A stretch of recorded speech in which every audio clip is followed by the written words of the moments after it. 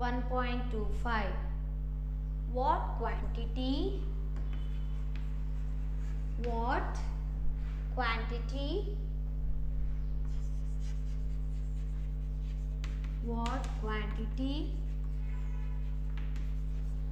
will the firm supply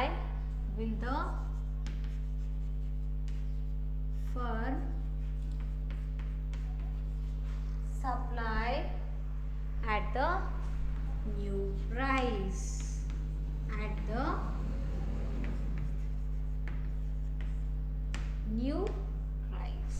Okay, so this is the question. Try to do this problem now. See, at the market price of rupees 10,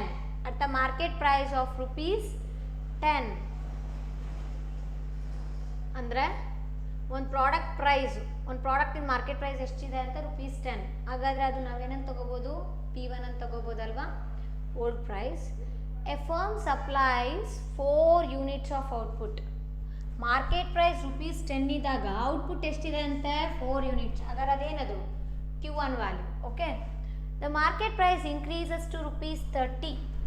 ಅಂದರೆ market price ಎಷ್ಟಾಗುತ್ತಂತ ಹೆಚ್ಚಿಗೆ ಆಗ್ತಿದೆ. ಹೆಚ್ಚಿಗೆ ಆದರೆ ಅದೇನದು? New price. ಏನದು? P2. ಎಷ್ಟಿದೆ? ₹30 ಇದೆ. The price elasticity of firm supply is, ES value ಎಷ್ಟು ಅಂತ ಕೊಡ್ತಿದ್ದಾರೆ? 1.25 ಅಲ್ವಾ? Then what quantity will the firm supply at the new price? ಹಾಗಾದರೆ ಹೊಸ ಪ್ರೈಸಲ್ಲಿ ಎಷ್ಟು ಕ್ವಾಂಟಿಟಿ ಆಫ್ ಗೂಡ್ಸ್ನ ಸಪ್ಲೈ ಮಾಡುತ್ತೆ ಫರ್ಮು ಅನ್ನೋದಿಲ್ಲಿ ಕ್ವೆಶನ್. ಪ್ರೈಸ್ ಹೆಚ್ಚಿಗೆ ಆದಾಗ ಎಷ್ಟು ಕ್ವಾಂಟಿಟಿ ಆಫ್ ಗೂಡ್ಸ್ನ ಸಪ್ಲೈ ಮಾಡುತ್ತೆ ಅನ್ನೋದು ಕಂಡುಹಿಡಬೇಕು. ಹಂಗಾದ್ರೆ ಏನು ಕಂಡುಹಿಡಿಬೇಕಿಲ್ಲ ನಾವು? Q2.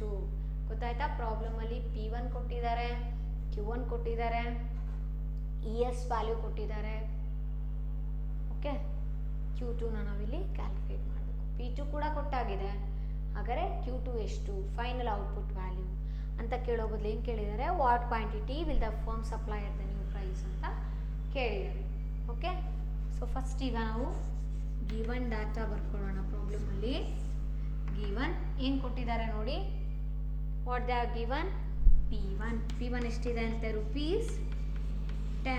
Okay, next Q1 ಕೊಟ್ಟಿದ್ದಾರಲ್ವಾ? Q1 ಎಷ್ಟಿದೆ? 4 units. Okay, next the market price increases to ₹30. ಅಂದರೆ ಇನ್ಕ್ರೀಸ್ ಆಗಿದೆ ಅಲ್ವಾ? ಸೊ ಅದಕ್ಕೆ ಏನದು? P2 ಇಸ್ ಈಕ್ವಲ್ ಟು ಎಷ್ಟು? ₹30. Okay, next price elasticity of supply ಎಷ್ಟು? ES is equal to 1.25. Okay, so ಇದಿಷ್ಟು ಕೊಟ್ಟಿರುವಂಥ ಡಾಟಾ. ಏನು ಕಂಡುಹಿಡಿತೀರಾ? To find what you will find here?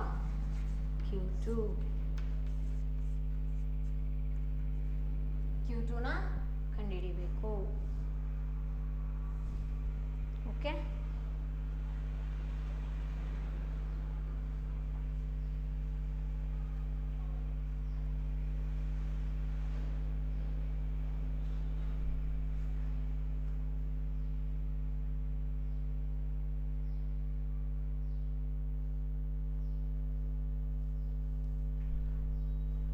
Q2 is equal to question mark.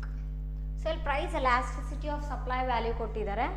ಹಾಗಾಗಿ ನಾವು ಅದನ್ನು ಯೂಸ್ ಮಾಡ್ಕೊಂಡ್ಬಿಟ್ಟು ಫರ್ದರ್ Q2 ವ್ಯಾಲ್ಯೂನ ಕಂಡುಹಿಡಿಬೋದು. Okay, so solution formula ಬರ್ಕೊಳ್ಳೋಣ.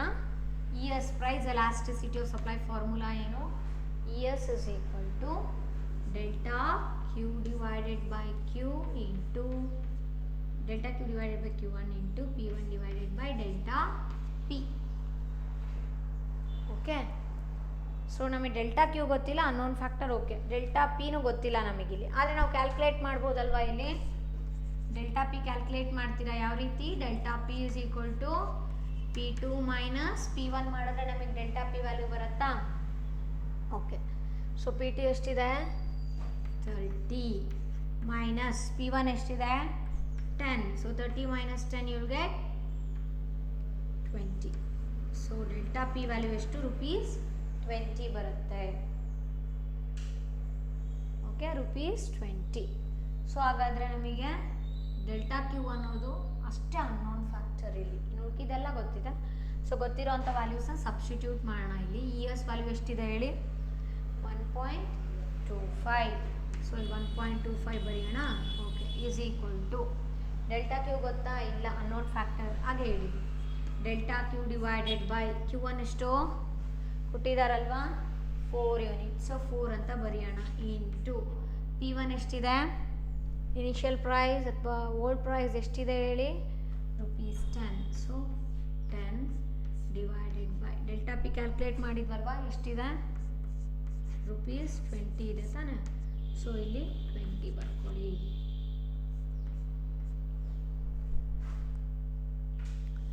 ಈಗ ನಾವು ಸಿಂಪ್ಲಿಫೈ ಮಾಡ್ಬೋದಲ್ವಾ, ಯಾವ ರೀತಿ ಮಾಡ್ತೀರಾ, 10 ones 10 twos ಹೋಗ್ತಾನೆ, 10 ones 10 twos. So will get 1.25 is equal to delta q into 1 ಅಂದರೆ delta q ತಾನೆ, any number multiplied by any factor multiplied or any number multiplied by 1 means that factor itself or that value itself, that number itself. So delta Q into 1 ಅಂದರೆ ಏನು ಬರ್ಕೋತೀವಿ ಇಲ್ಲಿ, delta Q ಅಂತಲೇ ಇರುತ್ತೆ. So delta Q divided by, okay, so 4 into 2 ಅಂದರೆ ಎಷ್ಟು, 4 twos 8. ಈಗ ನನಗೆ ಡೆಲ್ಟಾ ಕ್ಯೂ ಬೇಕು ಅಂದರೆ if you cross multiply this, if you multiply this, that if you cross multiply these two values you can get the value of delta q. Okay, so again ಮಾಡೋಣ, 1.25 is 1.25 into 8 is equal to what, delta q ಆಗುತ್ತೆ ಅಲ್ವಾ. So ಈಗ 1.25 into 8 multiply ಮಾಡಿದ್ರೆ ಎಷ್ಟು ಬರುತ್ತೆ, ಎಷ್ಟು ಬರುತ್ತೆ, 1.25 into 8. If you take a product of this 1.25 and 8,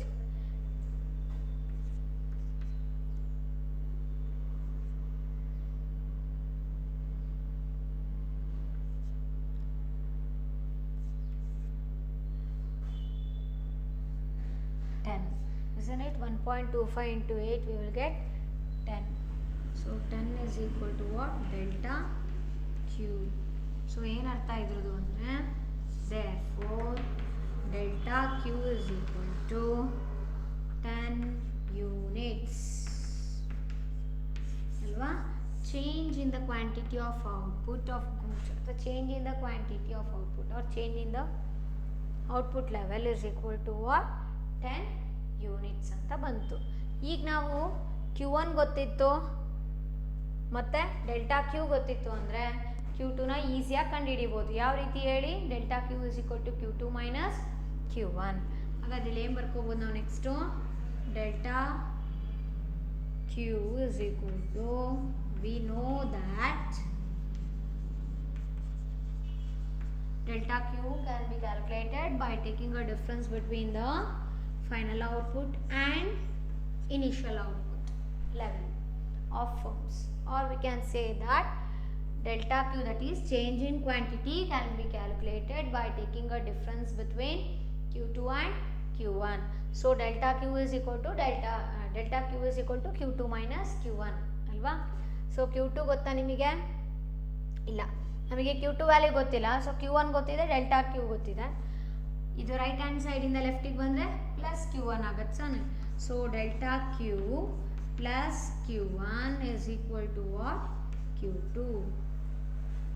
okay, so ಈಗ ಡೆಲ್ಟಾ ಕ್ಯೂ ವ್ಯಾಲ್ಯೂ ಎಷ್ಟಿದೆ, 10 ಯೂನಿಟ್ಸ್ ಇದೆ. ಪ್ಲಸ್ Q1 ವ್ಯಾಲ್ಯೂ ಎಷ್ಟಿತ್ತು ಕೊಟ್ಟಿದ್ದಾರಲ್ವ ಪ್ರಾಬ್ಲಮಲ್ಲಿ, ಎಷ್ಟಿದೆ, 4 ಯೂನಿಟ್ಸ್ ಇದೆ. So plus 4 is equal to Q2 ಅಂತ ಬರಿಬೋದು. Or therefore Q2 is equal to 10 plus 4 ಅಂದ್ರೆ ಒಂದೇ ಅಲ್ವಾ. So therefore we get Q2 is equal to, if you add 10 and 4 you will get 14. So you will be getting 14 units ಅಲ್ವಾ. So we get Q2 is equal to 14 units. So we can say that the final output level, or at the new price the firm will produce 14 units of goods or 14 units of products ಅಂತ ಹೇಳ್ಬೋದು. So this is the final output, we can say final output level is equal to how much, 14 units. Okay, so previous problem ಅಲ್ಲಿ ಏನು ಮಾಡಿದ್ರು ಅಂದರೆ P1 value ಗೊತ್ತಿತ್ತು, P2 ಗೊತ್ತಿತ್ತು ಅಲ್ವಾ, ಮತ್ತು price elasticity of supply value ಕೊಟ್ಟಿದ್ರು, ಜೊತೆಗೆ ಚೇಂಜ್ ಇನ್ ಕ್ವಾಂಟಿಟಿ ವ್ಯಾಲ್ಯೂನ ಕೊಟ್ಟಿದ್ರು ಅಲ್ವಾ, ದಟ್ ಈಸ್ ಡೆಲ್ಟಾ ಕ್ಯೂ ಕೊಟ್ಟಿದ್ರು. ಬಟ್ ಈ ಪ್ರಾಬ್ಲಮಲ್ಲಿ ಏನು ಮಾಡ್ತಿದ್ದಾರೆ ಅಂದರೆ P1 ಅಂದರೆ ಓಲ್ಡ್ ಪ್ರೈಸ್ ಕೊಟ್ಟಿದ್ದಾರೆ ಹೌದಾ, old quantity of goods produce and sold ಕೊಟ್ಟಿದ್ದಾರೆ ನೋಡಿ, Q1 ಇದೆ. ನೆಕ್ಸ್ಟ್ ನ್ಯೂ ಪ್ರೈಸ್ ಕೊಟ್ಟಿದ್ದಾರೆ ಅಂದರೆ P2 ಇದೆ ಅಲ್ವಾ, ಮತ್ತು price elasticity of supply value ಕೂಡ ಕೊಟ್ಟಿದ್ದಾರೆ ಅಂದರೆ ES ವ್ಯಾಲ್ಯೂ ಇದೆ. ಏನು ಕೇಳ್ತಾ ಇದ್ದಾರೆ, what quantity will the firm supply at the new price ಅಂತ ಕೇಳ್ತಿದ್ದಾರೆ. ಅಂದರೆ V have to calculate Q2 ಅಲ್ವಾ. ಸೊ Q1 ಗೊತ್ತಿದೆ, Q2 ಗೊತ್ತಿಲ್ಲ ನನಗೆ. ನ್ಯೂ ಪ್ರೈಸಲ್ಲಿ ಯಾವ ಪ್ರಾಡಕ್ಟ್ ಯಾವ ಕ್ವಾಂಟಿಟಿ ಬರುತ್ತೆ, Q2 ಬರುತ್ತೆ. ಓಲ್ಡ್ ಪ್ರೈಸ್ ಆದರೆ P1 ಇದ್ದಾಗ Q1, P2 ಇದ್ದರೆ Q2. ಅಂದರೆ ಸೊ ನ್ಯೂ ಪ್ರೈಸ್ ಇದ್ದರೆ ಏನು ಬರಬೇಕು ನಮಗಿಲ್ಲಿ, Q2 ಬೇಕು. ಸೊ ಹಂಗಾಗಿ ನಾವಿಲ್ಲಿ Q2 that is final output level of ಫರ್ಮ್ನ ಕಂಡುಹಿಡಿಬೇಕಿಲ್ಲಿ ಅಲ್ವಾ. ಸೊ ಎಷ್ಟಿದೆ ಇಲ್ಲಿ, Q2 is a question mark, we have to calculate that. So ಅವ್ರು ಯಾವ ರೀತಿ ಕ್ಯಾಲ್ಕುಲೇಟ್ ಮಾಡ್ತೀನಿ ನಾನಿಲ್ಲಿ, price elasticity of supply formula ಗೊತ್ತಲ್ವಾ, ES is equal to delta Q divided by Q1 into P1 divided by delta P. ಇದರಲ್ಲಿ ನಮಗೆ ಯಾವ್ದು unknown factor, unknown factor delta Q ಮತ್ತು delta P. But delta Q ನಾವು ಕಂಡುಹಿಡಿಲಿಕ್ಕಾಗಲ್ಲ, ಯಾಕಂದರೆ Q2 ಗೊತ್ತಿಲ್ಲ. But delta P we can easily calculate ಅಲ್ವಾ, ಅದು unknown ಆದರೂ ಕೂಡ we can calculate it. But this is a unknown factor, these are all known terms. So delta P ಯಾವ ರೀತಿ calculate ಮಾಡಿದ್ರೆ ನೀವು, delta P is equal to P2 minus P1 ಮಾಡ್ತಿದ್ದೀವಿ. ಅಂದರೆ new price and old price. If you take the difference between new price and old price, that is 30 minus 10 gives 20 rupees. So ಈ delta P ವ್ಯಾಲ್ಯೂನ ಇಲ್ಲಿ substitute ಮಾಡ್ತಾ ಇದ್ದೀನಿ. ES value ಎಷ್ಟಿದೆ, 1.25 ಇದೆ.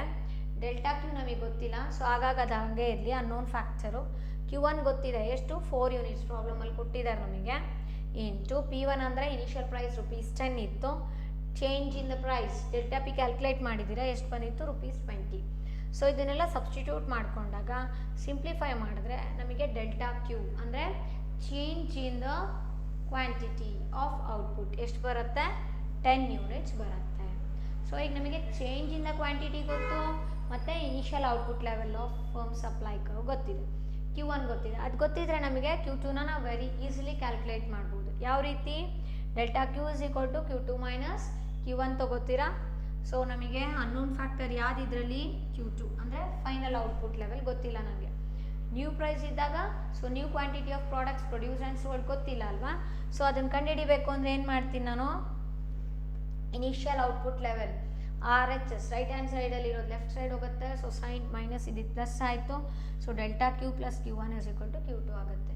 It means what, if you had change, if you take a summation of change in the quantity and the initial quantity of output produced and sold, then you can get the final output of goods produced and sold. So Q2 ಬರಬೇಕು ಅಂದರೆ change in quantity plus Q1 ಮಾಡ್ಕೋಬೇಕು, ಅವಾಗ ನಮಗೇನು ಸಿಗುತ್ತೆ, final output level ಸಿಗುತ್ತೆ. So 10 + 4 is equal to Q2, nothing but Q2 is equal to 10 + 4 means you have to add these two values. Q2 is equal to 14 units. So at the new price a firm can produce 14 units of goods or 14 units of product, we can say. Okay, so in today's class we have understood regarding the calculation of price elasticity of supply, okay, and the initial and final output level when they have given the price, initial price, then old price and new price, and if they are given the change in quantity, then how to find out Q2, like that. Okay, when they have given the different factors and if they ask us to find out other factors of this price elasticity of supply, we can easily calculate by using this formula, that is ES is equal to delta Q divided by Q1 into P1 divided by delta P. Okay, so I'll continue in the next class. Thank you.